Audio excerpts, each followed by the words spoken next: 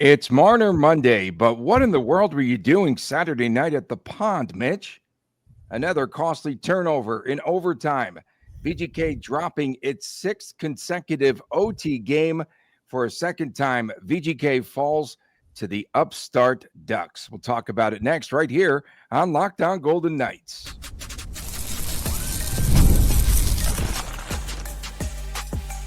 You're Locked On Golden Knights, your daily podcast on the Vegas Golden Knights, part of the Locked On Podcast Network, your team every day. Hi again, everyone from Las Vegas, and a happy feast week to all of you. Tony Cardasco and Chris Golick, and we appreciate you tuning in. Welcome to Locked On Golden Knights, part of the Locked On Podcast Network, now the #1 sports podcast network on the planet. I'm a longtime sportscaster, a marketing consultant, and the host of the Believe in Vegas podcast. And Chris is the owner of Silver State Cards and Sports, and also the host of the Hockey News Collectibles show, starring the one and only Chris Golick. Coming up ahead on today's show, VGK is back in Utah tonight to take on the Tusks, and our locks and predictions for tonight's game. Today's episode is brought to you by FanDuel. Check it out. Go to FanDuel.com. Download the FanDuel app today, and you could win $300 in bonus bets if your first $5 bet wins. And we also remind you that you can catch us daily, each and every day, Monday through Friday, on the Silver State Sports and Entertainment Network. That is SSSEN statewide. You can catch it on YouTube TV or here in Las Vegas on Cox Cable Channel 77. The Mitch Marner turnover in overtime. The Golden Knights falling to Anaheim, but they again pick up 1 point. And here's what I've termed it, Chris. It's turnover time. Instead of overtime, turnover time. 4-3, they fall. It was the Golden Knights, their sixth consecutive overtime loss, seventh overall in the extra period. Marner lost the puck in front of the VGK net, and he put it on Cutter Gauther's stick, and all in one motion, Gauther puts it past a flailing Akira Schmid. Gauthier knows what to do with the puck in tight like that. Before I get too deep, gotta give love to my Vegas Misfits, my tournament hockey team. What a weekend we had. Team's come such a long way. Appreciate you guys. I know a few of the parents do watch this, so I just want to express my gratitude for the families and the parents one last time. It's been so much fun. All right, so it's over. For the weekend, we got our tournament coming. Okay, one last time. Okay, go ahead, man. Yeah, we got more tournaments, but this was a good tournament. You don't weekend. Like turnover time instead of overtime? Okay. We had a few turnovers, but so did the other team. All right, so number one, overtime losses, 6 overtime losses. If the Golden Knights were just 50%, let's just say, in these last 6 decisions, that's 3 more points in the standings. Golden Knights now trail the Ducks by 2 points for the lead in the Pacific Division. Will overtime get better at some point? Sure, but for now, it's costing the Golden Knights precious points, which will matter a lot more come April.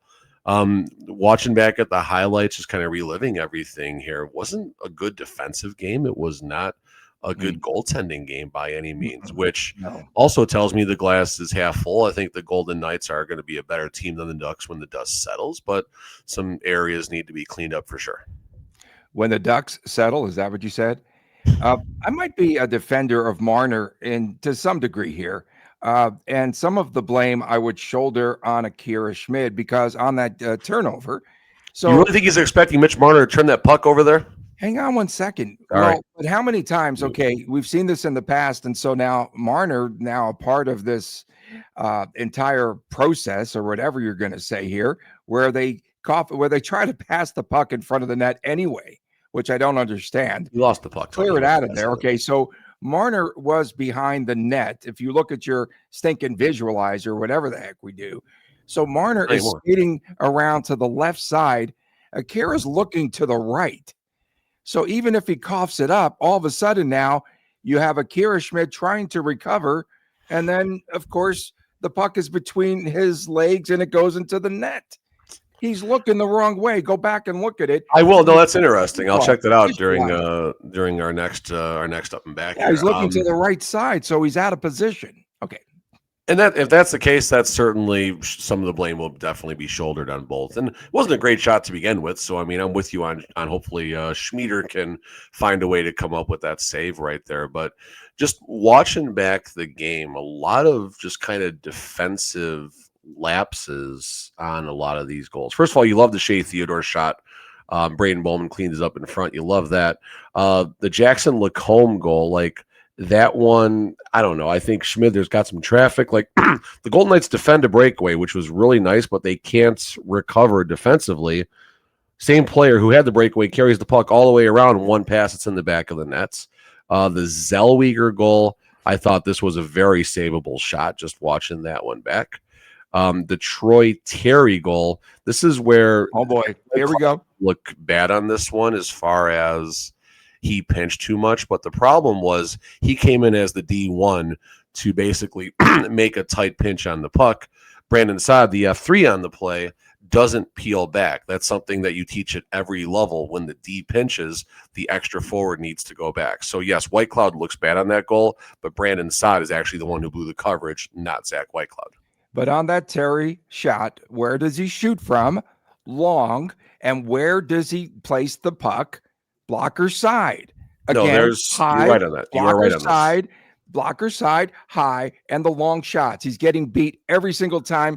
What was the game? He gave up 3 goals in that one game, all on long shots. Was that the Islander game?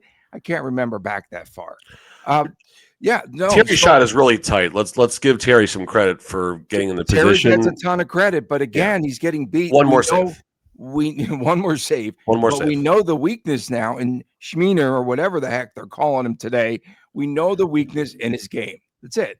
VGK squandering leads. They lead 2-0. You should put this game away and take it to that third goal. They led 3-2 in the game. And for the first time this season, you talked about poor defense.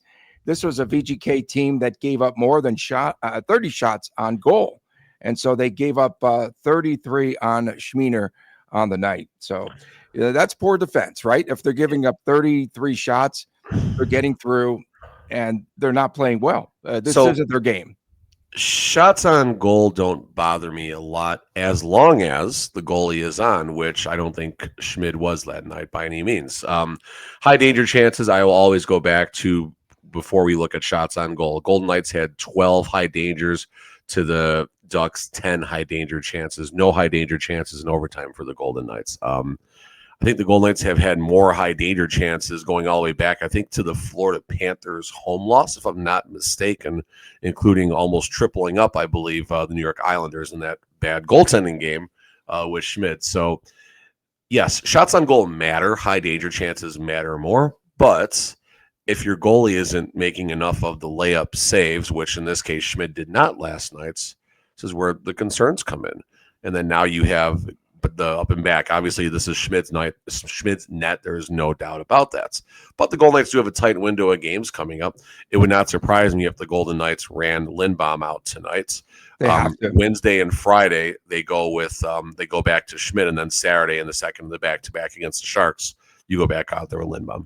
Yeah, Cassidy did say after the game that he would go with Lindbaum either tonight in Utah or Wednesday against Ottawa. I don't see Lindbaum playing against Ottawa. You need that game. I think that they have the number of Utah, and so I would, again, put in that Lindbaum. Jack Eichel, a couple of more assists. He is he's just in a groove right now. Another power play goal. Jack with the assist on the deflection by Tomas Hertl, had net front presence. It's good to see. He scored his 9th goal of the season, did the Hertl, and Eichel now with 19 assists. I wanted to ask you about this move. So what about Bruce Cassidy switching up Keegan Colasar and Riley Smith? Smith now down on the 4th line. Which player was this supposed to benefit? Or was this based more or less on matchups? What were your thoughts? I don't know. The third line's been doing pretty well, and Colasar hasn't. So I don't know what the logic is behind that. Maybe it's to give Colasar some juice and more touches on the puck. But at the end of the day, I don't know how much it ends up really mattering. Really fast here, Riley Smith had 12:47 to Colasar's 10-16 time of ice. So, I mean, the minutes didn't really change a whole lot. So yeah, I don't know. I'm not sure what he's thinking there, but Cassidy knows what he's doing, so we'll just take it for granted at that, right? He likes that VGK got 1 point out of it again. He likes to bank points, however, which way. And Everyone wants to bank points, but they're losing points. Yeah, but they're only 2 points out of first place by American Thanksgiving. Perhaps they still have a couple of games.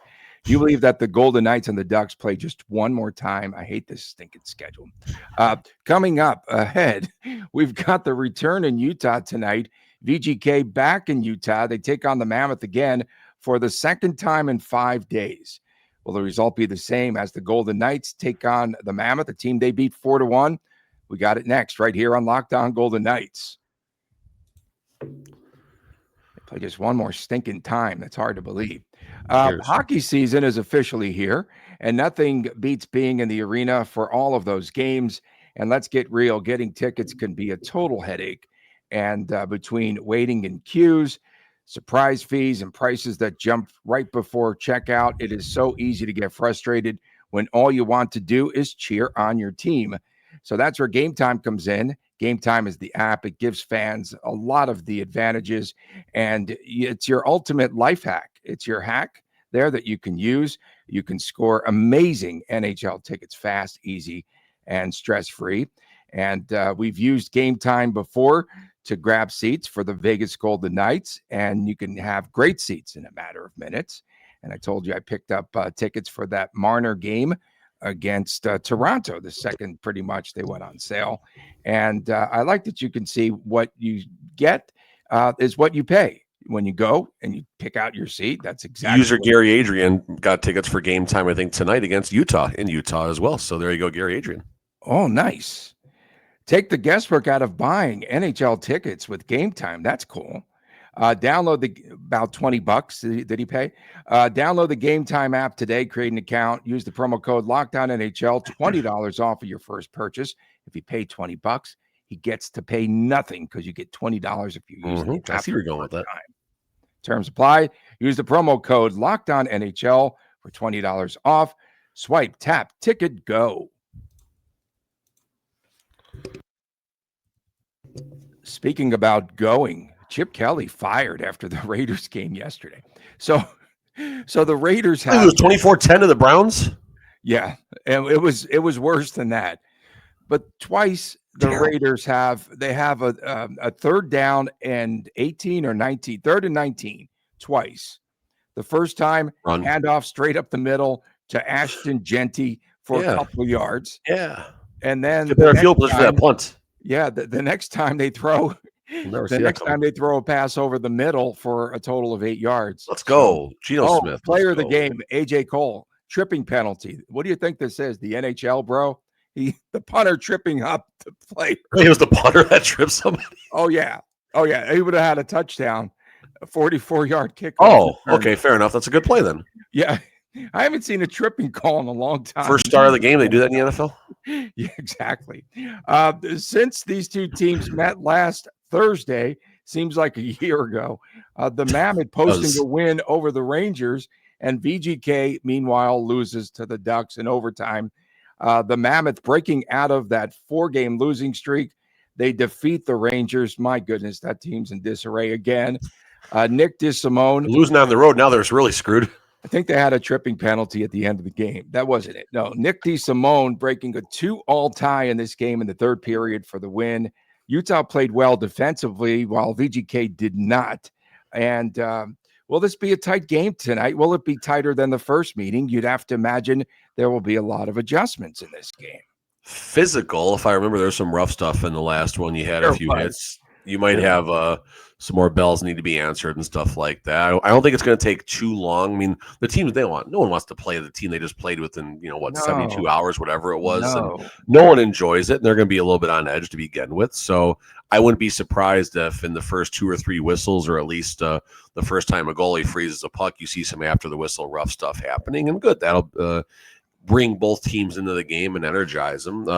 Last time, I keep going back to high dangers, 15-12 in favor of the Golden Knights, who won the last game 4-1. And that game just opened up, right? It was kind of It was just kind of close for a while. Then the second period, I believe, is kind of when period. everything tilted towards the Golden Knights, and they scored early in the third and really never looked back.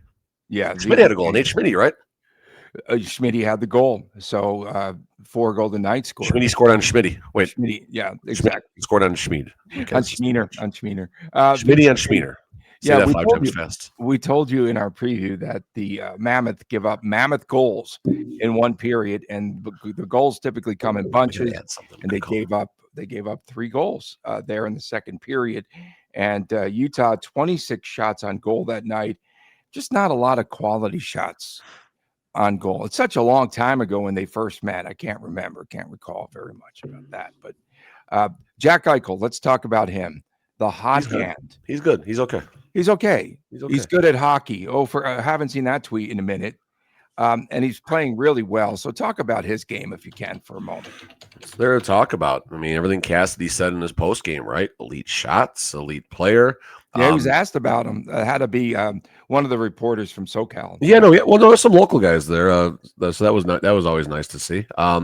So going back to Jack Eichel here, just pull up a game log, I guess, here and see what it looks like. But what I liked what Cassidy said in his post-game presser was it's not just about what he's doing on the offensive side. A lot of times it looks like the other team's about to generate a scoring chance, and Jack Eichel's the first one back. Coach Cassidy talked about his commitments to playing well on both sides of the ice, and I think that's a real good way to look at it. So, you do wonder when the Selke discussion does kind of start getting a little hotter and heavier comes springtime, if Jack's name is going to be in there. 48.3% in the faceoff. He's dipping right now. He's dipping in that faceoff circle. If that keeps happening, it's not going to be a discussion, unfortunately. But let's look at Jack's last games. Going down up. So the most recent Anaheim Ducks game, 2 assists, 2 goals, 1 assist. Goes 2 games, nothing. 1 assist, nothing. 1 assist, 2 assists. This is his scoring drought, by the way, when everyone's flipping out. During a 10-game scoreless drought, Jack still had 6 assists, so he's effective on the game, even if he's not scoring. So what's there to say about Jack? What's left? What about Mitch Marner? It is Marner Monday, of course. What about Mitch Marner and his role on this team? Okay, take away that awful turnover, but is he fitting in? Is he starting to play okay on that second line? I still would he'd be more effective, obviously, on the top line, but now you can't move Bowman out of that position. I mean, Mark Stone, if he were to come back tomorrow, he couldn't even move Bowman out of the lineup, for crying out loud.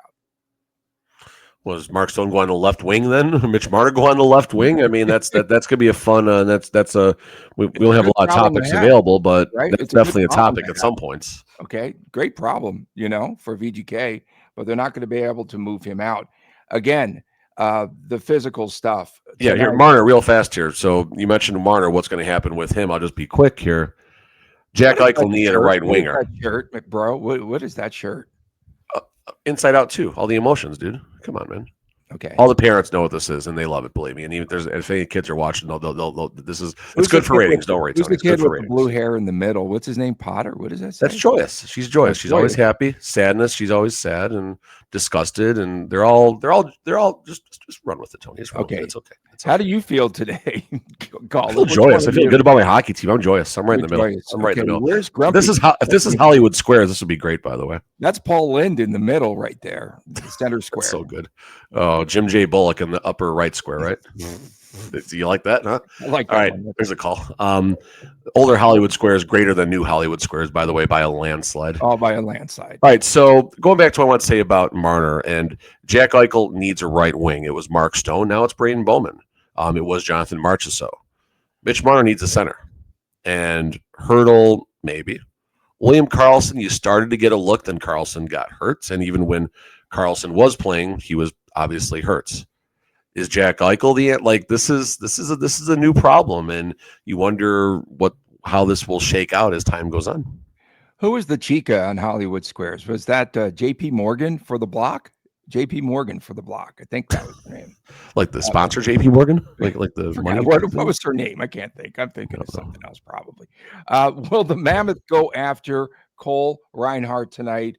Retaliatory strike there. Of course, he had that big hit on Kevin Stunland and a lot of penalty minutes in Thursday's meeting. I know. Oh, I can't go there. I can't say there's going to be carryover, but will there be any carryover? Cassidy hates that word, momentum and carryover. He hates that. Oh, every game's individual. No, Every game's individual, but people remember what happened. And when it comes to stuff like this, there's going to be carryover. I can't wait. At least it'll get this game to be It'll get spicy early. Spicy early. I like that. Coming up next, we have our locks, predictions, and of course, Chris's chant stuff. All that ahead on Locked On Golden Knights. I'm joyous today too. The NBA is so back, and there's no better place to get in on the action than at FanDuel. FanDuel, the official sports betting partner of the NBA. And even if you missed the start of the game, again, you got to get those last 2 minutes in. That's where all the action happens. Of course, sometimes you can ride the hot hand, and FanDuel has live bets on everything from who's going to score the next bucket. Like, that's about as good of an odd. No, it's worse odds than the coin flip because you've got 5 players out there. And then you can also talk about fourth quarter comebacks and bet everything live, which is a lot of fun.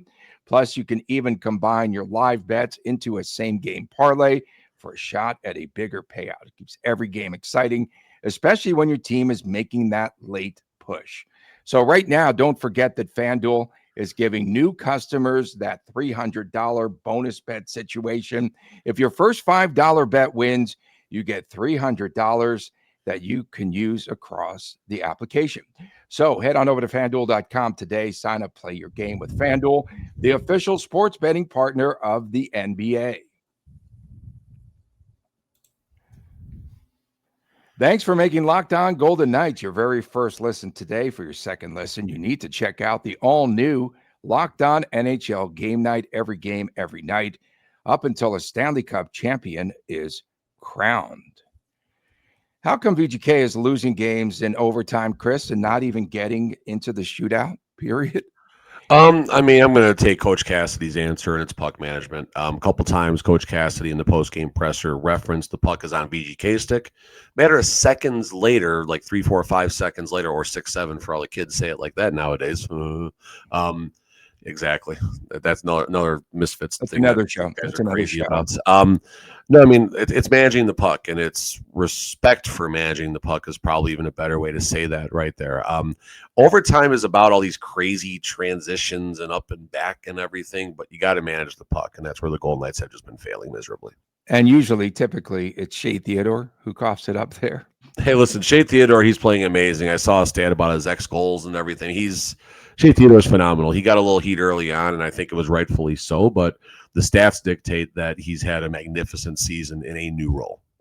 So tonight, I'm going to go with a shootout, and I'm going to take Salt Lake, I should say. I'm going to take VGK again with the W. 3-2 Golden Knights I have in this game. And I'm going to go with Brett Howden. Remember the start last year? Oh, we worked hard all summer, Colasar and Howden, until Howden got his contract. And then, of course, never mind. Oof. So, no, seriously. So Brett Howden and Cole Reinhardt are my 2 picks. But, man, where's Colasar been? And that fourth line, they got it. If they're going to go deep, if they're going to go away in the playoffs, they're going to have to roll the 4 lines. And I'm concerned about that fourth line right now. The identity line is, do they have an identity even? Cole Reinhardt's doing a better job at Colasar's job than Colasar is right now. At least Reinhardt's out there. You see Reinhardt. He's effective. Colasar does not appear to be effective. He's peeling off the checks. And I don't know. Like I said, I think Colasar is focusing on the skill side of his game, which is okay, versus the physical side of his game and being the protector, which is the better part of his game. So long season, 50-something games left. So hopefully Colasar can find his identity on the identity line. Tight line tonight, Golden Knights -115. Utah, I almost said Arizona. Utah -104, 5.5 on the over/under per FanDuel, -140 on the over, +112 under. As far as a couple of props that are fun in this one, I got 3.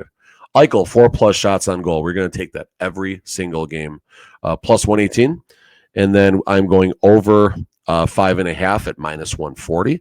And then as a result of Tony talking about the second period woes, I just locked in. Well, I didn't lock it in, but I looked at You it. will. The Golden Knights Golden Knights second period alternate puck line -1.5, and that's plus 580. That's actually a magnificent bet with the value and everything. Locks of the night, real quick for me: 5-4 Golden Knights, Bowman and Theodore. And then as far as my single game parlay, our little game of chance that I will hit one of these eventually. Haven't hit one yet, but it's coming. Tonight's the night. Give me over 6.5 on the alternate goal total. Eichel's getting 2 points. Golden Knights are scoring the first goal. Bowman's going to score a goal. Jack Eichel is going to have 1 or greater points in the third period. $5 gets you $102 at the window. Who's that? That's that's old Hollywood Squares. Is that like Gong Show? She was on the Gong Show too. She was so versatile. It's J.A.